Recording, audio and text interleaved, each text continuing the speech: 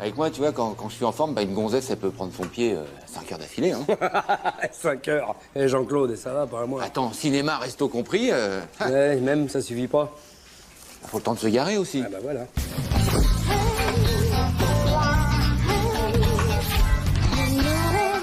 Oh merde, aujourd'hui, il a rien à foutre, hein. C'est car, vous tombez bien tous les deux, je voulais vous voir. De face ou de profil? Pas d'humeur, Jean-Claude.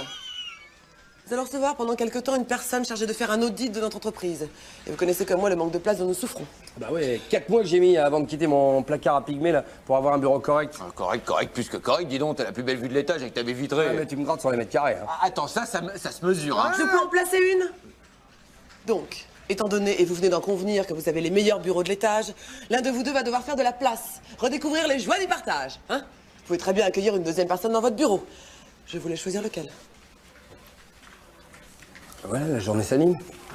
Tu vois pas qu'ils nous foutent un petit compte boutonneux, là? Punaise. Un vieux contatillon qui va en profiter pour tout cafeter la direction. Ah ouais, toi, tu pourras plus bouffer pendant 3 heures à midi, hein. C'est fini, ça. Je te vois venir, là. Y a aucune raison pour que ça soit moi qui me tape le casse-couille. Aïe, putain, mais t'es con ou quoi? Mademoiselle? Excusez-moi, je cherche messieurs Dumont et Convenant, s'il vous plaît. Convenant et Dumont, voilà, c'est Dumont. Enfin, c'est moi. Je suis la nouvelle consultante. Carole m'a dit que c'était à vous que je devais m'adresser pour mon bureau. Oui, eh bien voilà, je vais vous accueillir dans mes appartements. Oui, attends, moi je vous propose une baie vitrée avec une très belle vue sur toute la ville. Enfin, je sais pas, c'est à vous de choisir. Oui, mais enfin, c'est sympa, mais un peu idiot de vouloir te sacrifier à tout prix, Hervé. D'autant que t'as des registres d'entrée et de sortie qui mesurent 2 mètres. Faut que tu les étales. Faudrait pas qu'il travaille avec ça sur ses genoux, quand même. Ben non, ça m'embêterait de vous faire travailler comme ça. Voilà, donc le problème est réglé. Ça sera donc dans mon bureau. Très bien. Mais j'y pense, Jean-Claude. Oui. Et quand ta femme te laisse les gosses, tu sais quand elle va faire les courses? Parce qu'il a 3 très beaux enfants et un 4e qui est en route. Félicitations. Bah ouais, c'est vrai. Quel beau couple ils font. Mais comment tu vas faire avec tes problèmes de transpiration? Tu vas pas pouvoir te déchausser devant mademoiselle. Alors tu vas avoir les pieds qui gonflent. Tu vas être malheureux, hein. Parce qu'il a un problème de transpiration, il ose pas en parler. C'est pour ça qu'il met des chemisettes à manches courtes. Pour que ça fasse du courant d'air. Espèce de pourri. Hein? Et tes galépins? Et ces galépins qui prennent tant de place et qui sont si laids, qu'est-ce que tu Si je vas les en rangé faire? dans ta gueule, les galépins, hein, ce serait pas une mauvaise idée, Bien ça. sûr. Écoutez, calmez-vous. Je suis très touchée par votre générosité. Je vous remercie de m'accueillir comme ça. Ce qu'on pourrait peut-être faire, c'est que vous me montriez vos bureaux. Comme ça, je pourrais choisir, non? Ok, ça c'est une très bonne idée. C'est très bien Voilà. comme ça. Alors, suivez-moi. Oui. Jean-Claude, ta mallette, n'oublie pas. Alors voilà, bon, je vais vous précéder parce que moi, en fait, c'est pas le gestionnaire. Attendez. Qu'est-ce que vous faites? Qu'est-ce que vous faites?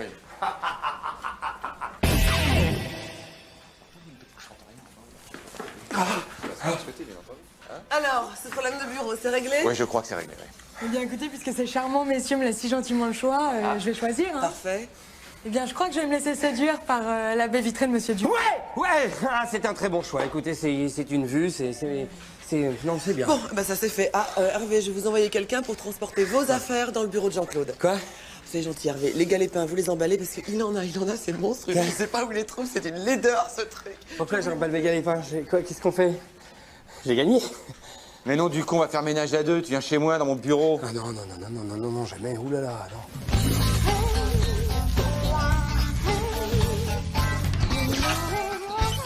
Ça y est, je te l'ai. Voilà. Si tu te mets ici, là, tu profites de la ligne téléphonique. Ici, t'as la fenêtre. Ah ouais, et puis chaque fois qu'il y en a un qui ouvre la porte, je me la prends dans la gueule, merci. Ouais, bon, je recommence. Ouais, c'est ça, recommence, ouais. C'est les galépins aussi qui nous foutent dans la merde. Hein.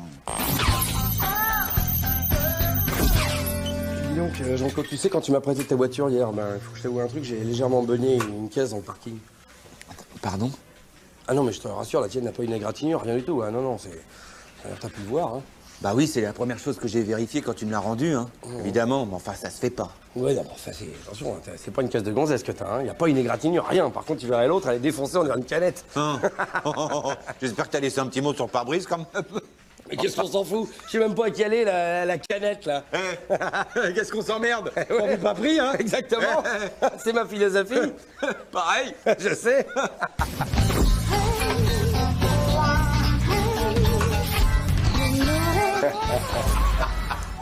Ah bah Carole, ça va pas? Qu'est-ce qui se passe? Ça va pas, non, ça va pas. Hein. J'étais dans ma voiture au parking. Je me baisse pour ramasser une cassette de Rachmaninoff. Y a rien de mieux en voiture. Hein. Et paf. La cymbale, la cymbale. Ah ouais? Non, le choc. Le coup du lapin. Quelqu'un m'a percuté. Et puis plus rien, je suis tombée dans les pommes. Mais vous avez vu le conducteur ou la voiture qui vous aurait heurté? Jean-Claude, elle vient te dire qu'elle est tombée dans les pommes. Ma voiture était toute neuve, elle est complètement foutue.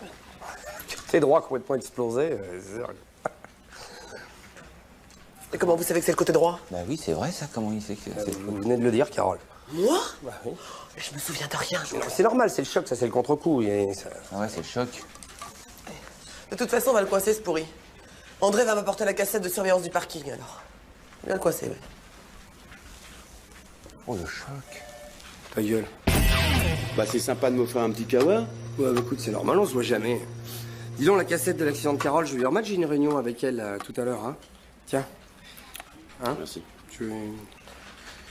T'es à l'heure, André? Ouais. Oh merde! Oh merde, je suis désolé. Oh, je suis désolé. Oh, ça va, non, c'est... Oh, bah regarde la cassette. Oh, merde! Oh là là, regarde ça. Oh là là. Oh là là. Regarde, on voit quelque chose, hein? Bah, tu vois? non. Bah non, on va jamais retrouver son agresseur, là, hein, c'est sûr, hein. Hein, elle est foutue, là. Ouais. Hein? Je vais essayer de la rembobiner quand même, on peut peut-être la sauver. Là, je vois pas comment... André, alors? Bah écoutez, on a eu un petit problème avec la cassette. Bah oui, André a fait tomber le café dessus, alors cassette bouillue, cassette foutue.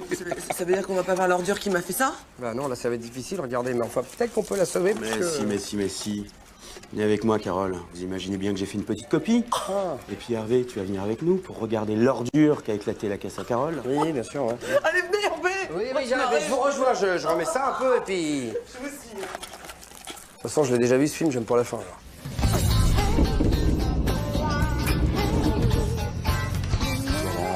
J'aimerais pas être à ta place. Jean-Claude! Espèce de crevard! J'ai rien fait, moi. Bon, ça y est, j'ai compris. Non, mais c'est parce que le pare-soleil était baissé, elle a pas vu mon visage, elle a vu ta caisse. Oh, salut Jean-Claude. Hervé. Jean-Claude! Hervé! André!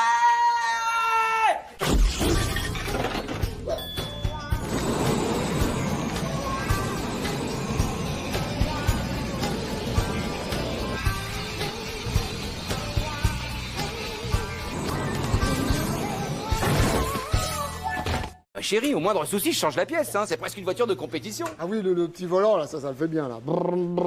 Pas petit, pas petit. Spécialement adapté à une position dynamique des mains du conducteur. Esthétique plus fiabilité. C'est la classe. Enfin là, je pense que sur ce terrain-là, on se rejoint. Hein. Bon, et ben maintenant que vous la connaissez, c'est le moment de signer. Attendez, j'aimerais bien la voir, moi aussi, cette voiture. Mais pas de problème, chère petite madame, elle est sur le parking, je vous en prie. Dis-moi, Maurice, moi je veux bien faire un effort, je veux bien changer la housse des sièges, mais c'est quand même une voiture de compète, c'est des sièges baquets, j'irai pas plus loin. Hein. Non, attends, tu me connais, attends. Ouais, Je m'en occupe. Chérie? C'est pas gagné, c'est pas gagné. Bon. Pardon.